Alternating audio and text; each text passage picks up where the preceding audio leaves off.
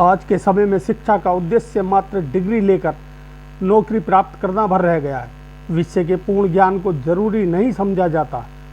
युवाओं में ऐसी सोच को लेकर शिक्षा का उद्देश्य क्या होना चाहिए और बेहतर शिक्षा के लिए शिक्षा का निजीकरण कितना सही है या नहीं, यह सब जानने के लिए आज हमारे साथ मौजूद हैं मेवाड़ विश्वविद्यालय के कुलाधिपति डॉक्टर अशोक कुमार गादिया।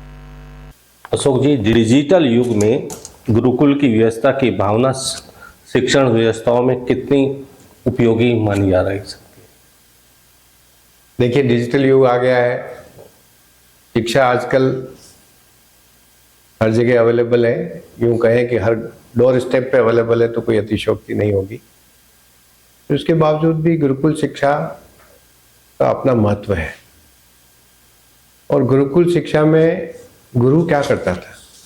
गुरु सिर्फ पढ़ाता ही नहीं था, विद्यार्थी को गढ़ता था, उसका सर्वांगीण विकास करता था, उसका शारीरिक, मानसिक, बौद्धिक विकास करता था। अगर हम चाहते हैं कि हमारे नौजवान आत्मनिर्भर बने, स्वावलंबी बने, देशभक्त बने, समाज के प्रति संवेदनशील बने और राष्ट्र के विकास में अपना संपूर्ण योगदान दें, तो हमें शिक्षा में गुरुकुल की जो भावना है उसका समायोजन करना बड़ा आवश्यक है। अशोक जी, आज के समय में शिक्षा का उद्देश्य मात्र डिग्री लेकर नौकरी प्राप्त करना भर रह गया है। विषय के पूर्ण ज्ञान को जरूरी नहीं समझा जाता। इस सोच को कैसे बदला जा सकता है? शिक्षा के उद्देश्य क्या होने चाहिए? शिक्षा का उद्देश्य सिर्फ पढ़कर डिग्री लेना और डिग्री लेकर नौकरी प्राप्त करना ही नहीं है। शिक्षा एक व्यक्ति को सभ्य बनाती है, सामाजिक बनाती है, संस्कारित बनाती है और अपने जीवन को सफलतापूर्वक जीने का एक उद्देश्य देती है। अब आजकल जो सिस्टम चल रहा है उसमें येन केन प्रकरण पढ़ के डिग्री लेना और डिग्री लेकर किसी तरीके से नौकरी प्राप्त कर लेना रह गया है। इसमें मैं थोड़ा तो बच्चों को जिम्मेदार मानता ही हूँ, लेकिन इसके साथ साथ हमारा सिस्टम भी उसके लिए जिम्मेदार है। हमें नौकरियां प्राप्त करने के जो मानक है उसमें आमूलचूल परिवर्तन करने की आवश्यकता है। आप देखते होंगे कि डिग्री लेने के बाद बच्चे सालों साल कोचिंग करते हैं और ये तमाम कोचिंग इंस्टीट्यूशंस चल रही हैं वो संपूर्ण भारत में। वो सिर्फ इस बात के लिए कि सरकारी नौकरी प्राप्त करने के लिए वो नॉलेज वो गेन करें जिससे कि वो कॉम्पिटिटिव एग्ज़ाम पास कर सकें। मेरा ये कहना है कि वो जो कुछ नॉलेज प्राप्त कर रहे हैं वो नॉलेज हमारी शिक्षा व्यवस्था में ऑलरेडी है। अगर शिक्षा ठीक से हो, बच्चा ठीक से क्लास करे, ठीक से एग्जामिनेशन हो, टीचर ठीक से पढ़ाए, उसकी काउंसलिंग ठीक से हो, तो उसको किसी तरह के कॉम्पिटिटिव एग्जाम्स की तैयारी करने की आवश्यकता नहीं है। लेकिन ऐसा हो नहीं रहा। कहीं ना कहीं हमारी अपनी व्यवस्थाओं में चूक है, उसकी वजह से ये सब कुछ हो रहा है। हमें परीक्षाओं को और फिर कहता हूँ कि नौकरी के जो मापदंड हैं उनमें ही आमूलचूल परिवर्तन करने की आवश्यकता है। बदलते परिवेश के अंदर आर्टिफिशियल इंटेलिजेंस एक चर्चा का विषय है। शिक्षण व्यवस्था में इसका क्या उपयोग हो सकता है? इसे कोर्स में शामिल किया जा सकता है क्या? आर्टिफिशियल इंटेलिजेंस सूचना प्रौद्योगिकी का एक क्रांतिकारी कदम है। यह एक ऐसा अस्त्र हम सब लोगों को मिल गया है कि इसका जैसा उपयोग करो वैसा हो सकता है। चाहो तो इससे विकास की नई ऊंचाइयां, ज्ञान की नई ऊंचाइयां प्राप्त कर सकते हो और चाहो तो ये विनाश के रास्ते भी खोल देगा। ये भस्मासुर जैसा है। इसको कोर्स में ले सकते हैं क्या? कोर्स में ऑलरेडी लिया जा चुका है। हर जगह आर्टिफिशियल इंटेलिजेंस अब पढ़ाया जा रहा है और पढ़ाने की ज़रूरत भी है। पढ़ाने के साथ साथ इसको उपयोग करने की सोच और समझ भी पैदा करने की आवश्यकता है। सुदूर ग्रामीण इलाकों में बुनियादी और माध्यमिक शिक्षा की व्यवस्था बेहतर नहीं है। प्रारंभिक शिक्षा जो व्यवस्था सरकारी अथवा निजी स्तर पर उपलब्ध है, क्या उसका लाभ समाज के उस वर्ग को मिल पा रहा है जिसके उत्थान का आपने संकल्प लिया है? आपने बड़ा जबरदस्त सवाल किया है और सही माने में तो ये मेरे मन का सवाल है।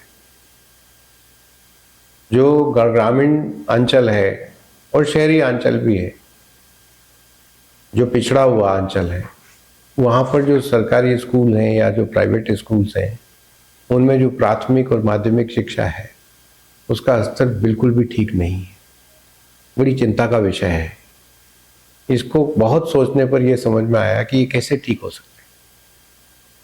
तो इसमें ये आया कि ये जितने स्कूल्स हैं, प्राइमरी स्कूल से लेके अब तक का जो सीनियर सेकेंडरी स्कूल तक का जो है, वो सारा जिम्मा सरकार को लेना चाहिए और सारी शिक्षा उन्हीं स्कूलों में होनी चाहिए हर तबके के वर्ग के लिए, चाहे वो अमीर हो, चाहे गरीब हो, चाहे वो किसी पुलिस ऑफिसर का बच्चा हो, डॉक्टर का बच्चा हो, इंजीनियर का बच्चा हो, सरकारी अधिकारी का बच्चा हो, चाहे आईएएस का बच्चा हो, चाहे आईपीएस का बच्चा हो, चाहे किसी बड़े पत्रकार का बच्चा हो, वो सब बच्चे उसी स्कूल में पढ़ने चाहिए जो स्कूल सबके लिए हो।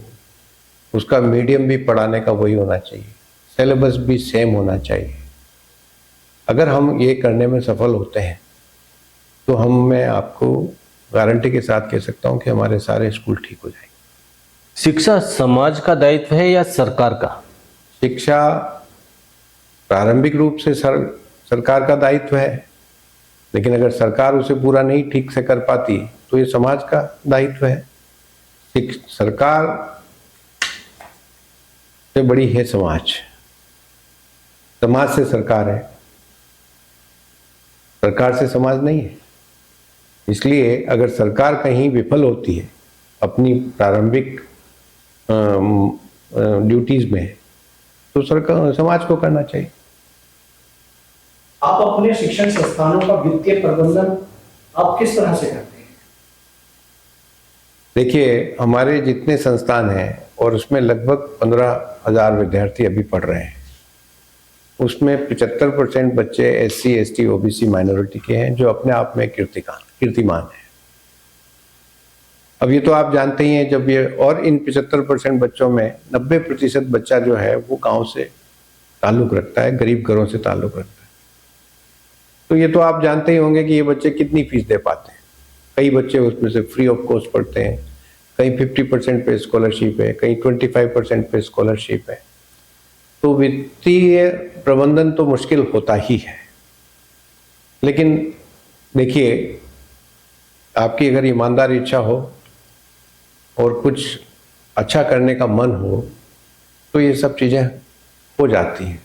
थोड़ा बहुत सरकार से स्कॉलरशिप मिलता है, कुछ बच्चे देते हैं, कुछ हम अपने पास से देते हैं, और आज तक वित्तीय समस्या की वजह से पढ़ाई रुकावट नहीं आई है।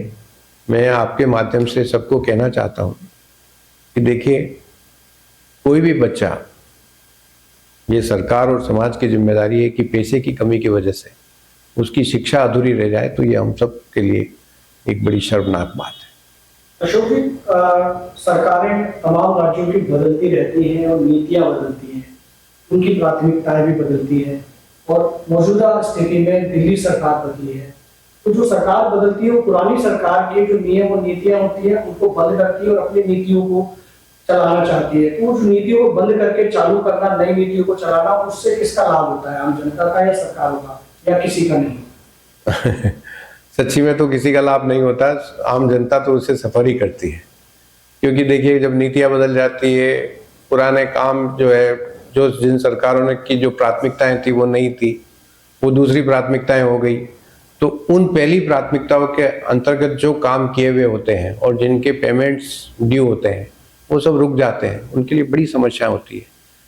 तो मेरा तो ये सुझाव है कि सरकार कोई भी आए, उनको अपनी दीर्घकालीन नीतियां बनानी चाहिए। उनको अपना एक रोड मैप बनाना चाहिए अगले 15 सालों का। सरकार कोई भी आए, प्रजातंत्र है, एक बार एक सरकार आएगी, दूसरी बार दूसरी आएगी, लेकिन उन नीतियों पर ही वो काम करे, और उन नीतियों के अंतर्गत जिन्होंने पीछे काम किया हुआ है उनको किसी तरह का नुकसान नहीं होना चाहिए, उन्हें सफर नहीं होना चाहिए। ये इसकी व्यवस्था की जानी चाहिए। अशोक जी, बेहतर शिक्षा के लिए निजीकरण सही है या सरकारीकरण सही है?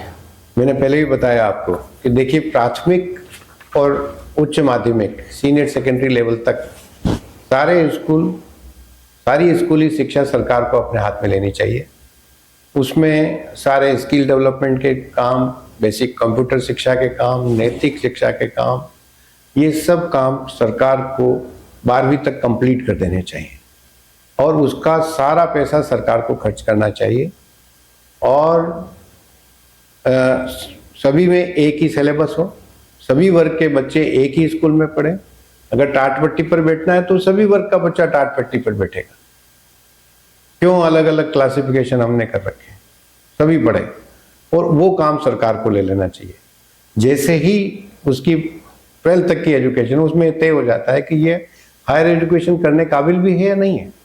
नहीं है तो उसको IIT में जाए, पॉलिटेक्निक में जाए, कोई व्यवसायिक शिक्षा ले और अपना काम धंधा शुरू करे। हायर एजुकेशन में वही लोग जाना चाहिए जो एजुकेशन में एक्सीलेंस करना चाहते हैं, चाहे वो स्पोर्ट्स में करना चाहते हैं, चाहे वो गेम्स में करना चाहते हैं, चाहे वो लिटरेचर में करना चाहते हैं, चाहे वो इंजीनियरिंग में करना चाहते हैं, साइंस में करना चाहते हैं, फार्मेसी में करना चाहते हैं, एग्रीकल्चर में करना चाहते हैं, जो कि रिसर्च ओरिएंटेड है, जो आगे बढ़ना चाहते हैं, उनके लिए ही हायर एजुकेशन होनी चाहिए। और हायर एजुकेशन बिल्कुल प्राइवेट सेक्टर में दे देनी चाहिए।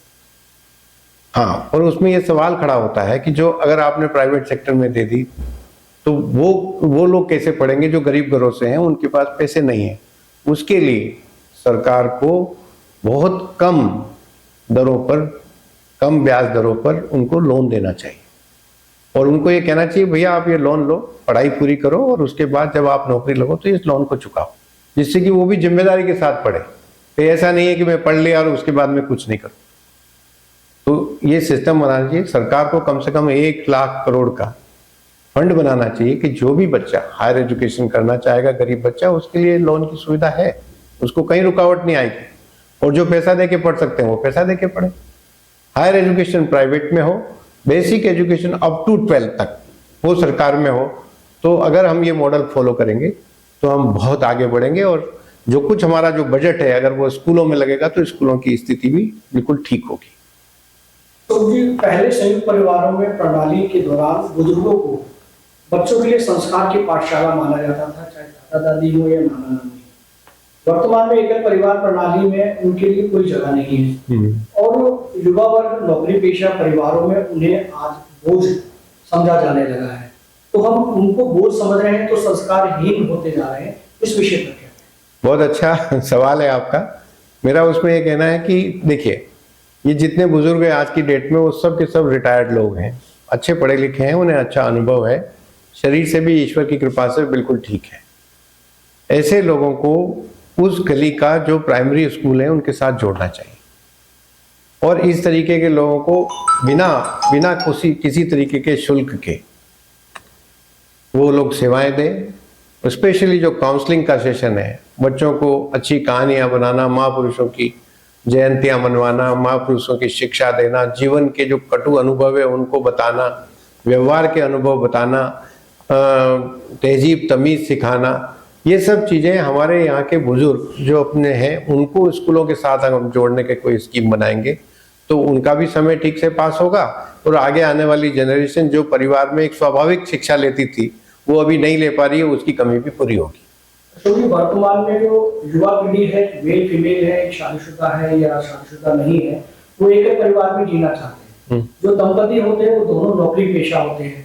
नौकरी पेशे के दौरान में उनका जो बेबी आता है वो परेशान होता है, उसको भी किसी न किसी ऐसी संस्था में दे दिया जाता है जहाँ सिर्फ उसे पाला जाता है, संस्कार नहीं दिए जाते हैं। तो वर्तमान पीढ़ी में संस्कार विहीन होती जा रही है, जिसकी वजह से भारतीय न्यायालयों में तलाक की स्थितियां बहुत अधिक बढ़ रही है। इस पर क्या कहेंगे? ये बड़ा ज्वलंत विषय है और इसके लिए एक ही तरीका इसमें ये हो सकता है कि अभी तो क्या है कि जैसे हम उनको चाइल्ड होम या जो ये किस तरीके क्या बोलते हैं उनको, उसमें बच्चों को भेज दिया जाते हैं। वहाँ पर भी वो एक सर्वेंट्स होती हैं, वो सिर्फ बच्चों को पालती है, कोई संस्कार जैसी कोई व्यवस्था नहीं होती।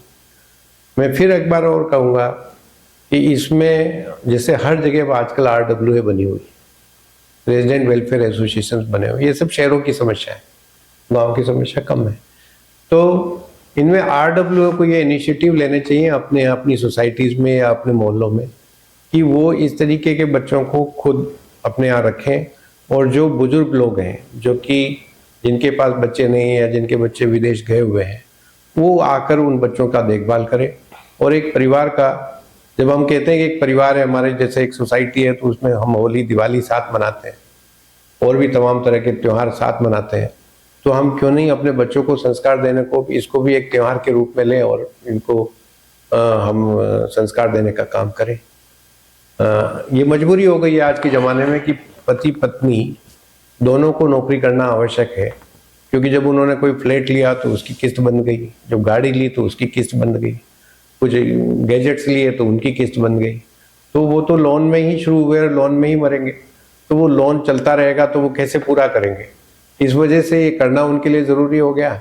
अब बच्चों का जो मामला है भाई, 2 साल 3 साल के बाद तो बच्चा स्कूल चला जाएगा, लेकिन 3 साल तक उसकी जो देखभाल है, उसकी जो बचपन जो उसको बचाना है, उसका खिलाना है, खुदाना है, उसको कहानी सुनानी है, उसको उसका एक स्वाभाविक विकास हो। और वो अगर 5-7 बच्चे साथ होंगे तो एक दूसरे से लड़ेंगे, झगड़ेंगे, खेलेंगे, कूदेंगे, तो उनका एक स्वाभाविक विकास होगा।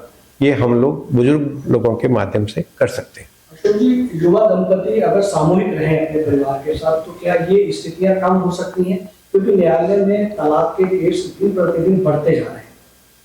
अब उसमें 2 बातें हैं। देखिए, युवा दंपति भी चाहते हैं कि हम माँ बाप के साथ रहें, और माँ बाप भी चाहते हैं कि वो उनके साथ रहें, लेकिन इसमें थोड़ा माँ बाप को अपने आप को थोड़ा परिवर्तन करना पड़ेगा, क्योंकि ज़माना बदल गया है, उनकी प्रायोरिटीज़ बदल चुकी है, उनके उठने बैठने के टाइम, खाने पीने के टाइम सब बदल गए हैं।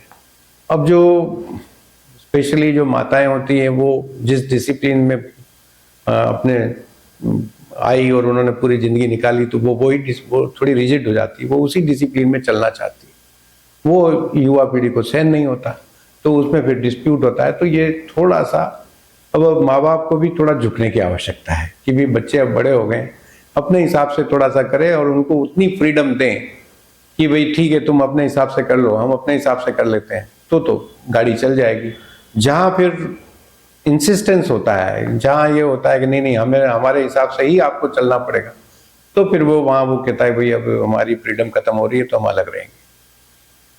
अशोक जी, जो छात्र मेवाड़ विश्वविद्यालय से निकलकर व्यवहारिक दुनिया में जा चुके हैं, उच्च पदों पर हैं, और उनके अंदर नैतिक मूल्य किस हद तक विद्यमान हैं? वे देश समाज के प्रति कितने जागरूक हैं?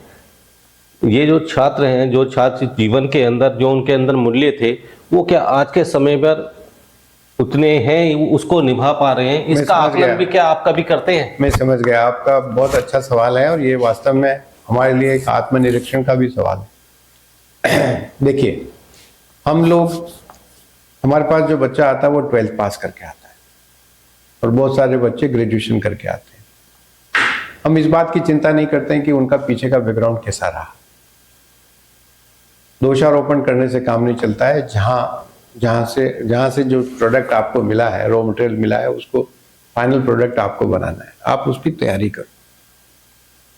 तो हम लोग क्या करते हैं उसमें, देखिए कि हम लोग उन बच्चों में, क्योंकि वो 12th पास बच्चे होते हैं, मैच्योर हो जाते हैं, हम सभी महापुरुषों की जयंतियां उनसे मनवाते हैं, और उन्हीं को ये कार्यक्रम देते हैं ऑर्गेनाइज करने को, और वो सब कुछ करते हैं, और बहुत सुंदर तरीके से उन महापुरुषों की जयंतियां वो मनाते हैं।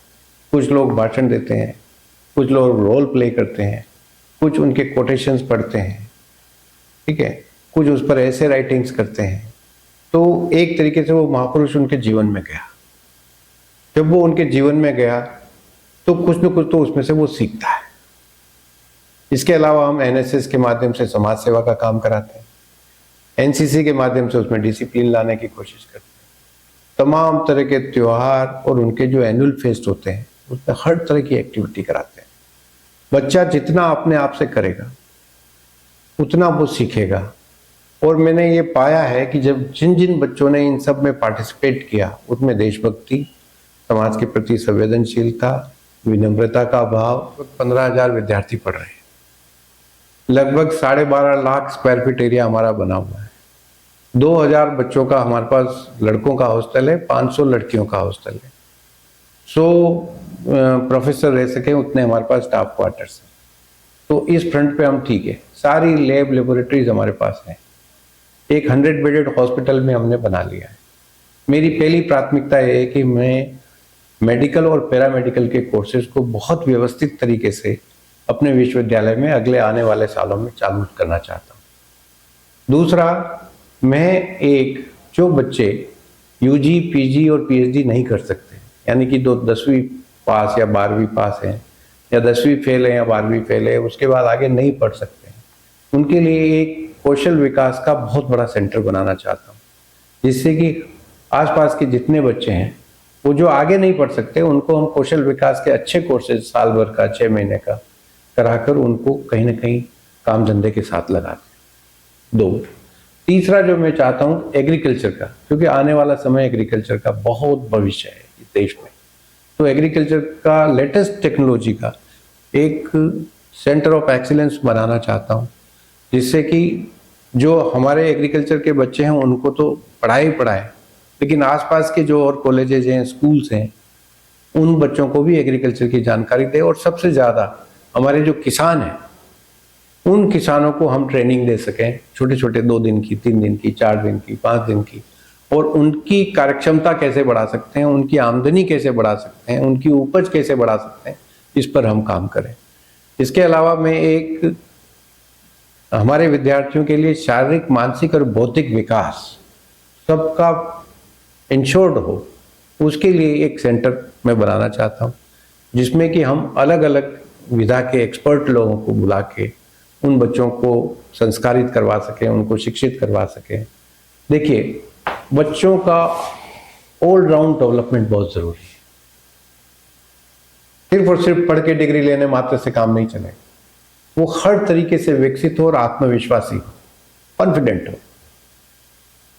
कि वो जहां कहीं जाएगा। ये जो पढ़ाई हम जो करते हैं ना, ये पढ़ाई कुछ समय के लिए रिलेवेंट रहती है, उसके बाद इररिलेवेंट हो जाती है।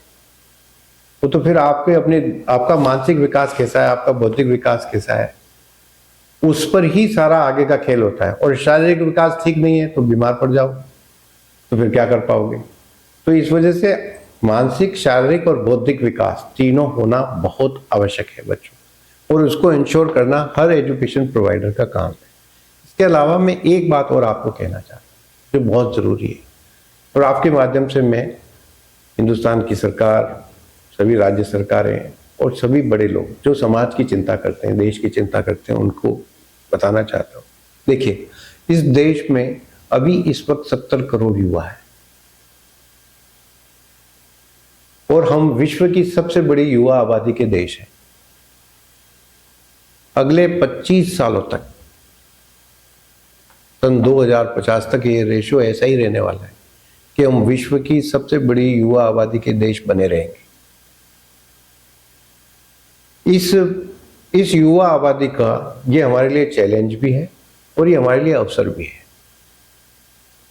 चैलेंज ये है कि अगर हमने इनको नहीं संभाला और ये अगर पटरी से उतर गए तो क्या करेंगे, और अगर हमने इनको संभाल लिया और पटरी पर लगा दिया और इनको ठीक से पढ़ा दिया, ठीक से ट्रेनिंग करा दी, ठीक से काम धंधे लगा दिया, जो नौकरी कर सकते हैं उनको नौकरी करा दी, जो व्यवसाय कर सकते हैं उनको व्यवसाय करा दिया, जो प्रोफेशन कर सकते हैं उनको प्रोफेशन करा दिया, खेल में, कूद में, कहीं पे भी उनको लगा दिया, तो हमें कुछ करने की आवश्यकता नहीं है। ये 70 करोड़ लोग और ये जो बढ़ती हुई 70 करोड़ से आगे की जो युवा जनसंख्या है, वही इस देश की सबसे बड़ी ताकत बनेगी। और क्यों हम अपने देश में, विश्व में सब जगह हम अपने बच्चों को भेज सकते हैं। हम विश्व की सबसे बड़ी अर्थव्यवस्था बनेंगे, हम विश्व गुरु बनेंगे, और हम एक विश्व की सबसे बड़ी शक्ति बनेंगे इन युवाओं के बलबूते पर। सिर्फ और सिर्फ हमें ध्यान देना है अपने युवाओं पर। इन युवाओं को ठीक से पढ़ाना है, लिखाना है, इनको ट्रेनिंग कराना है, इनको काम धंधे के साथ लगाना है। फिर उसके बाद हमें कोई चिंता करने की आवश्यकता नहीं। हम अपने सारे नेता, हमारे सारे समाज सेवी, हमारे सभी संत महापुरुष, सबको मैं अनुरोध करता हूं कि अपने युवाओं की चिंता करें। अशोक जी, आपने समय दिया, आपने बेबाकी के साथ सामाजिक, शिक्षक और अन्य मुद्दों पे आपने चर्चा की और एक नया दृष्टिकोण हमारे सामने रखा। आपको समय देने के लिए बहुत बहुत धन्यवाद। धन्यवाद। जय हिंद, जय भारत। ताजा तरीन खबरों के लिए हमें सब्सक्राइब करें और हमारे बेल आइकन को प्रेस करना ना भूलें।